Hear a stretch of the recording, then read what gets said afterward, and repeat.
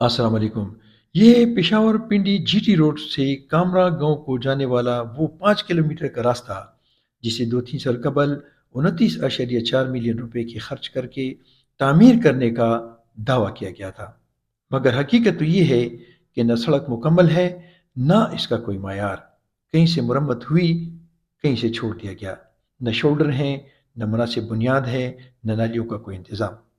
یوں لگتا ہے جیسے روڈ نہیں، کاغذی کاروائی مکمل کی گئی، اور رقم کا تو پوچھے ہی نہیں۔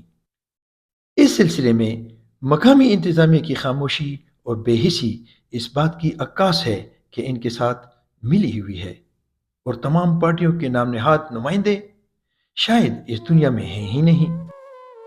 یہ وہی سڑک ہے جس پر چند سال قبل نیزہ بازی چیمپئن شپ کے دوران ملک بھر سے اعلیٰ ترین شخصیات آئیں، اور اس پر بھی آئے، مگر شاید ان کے آنکھوں پر پردے اور گردنوں میں تکبر کا سایہ تھا جو سڑک کی زب و حالی نہ دیکھ سکے۔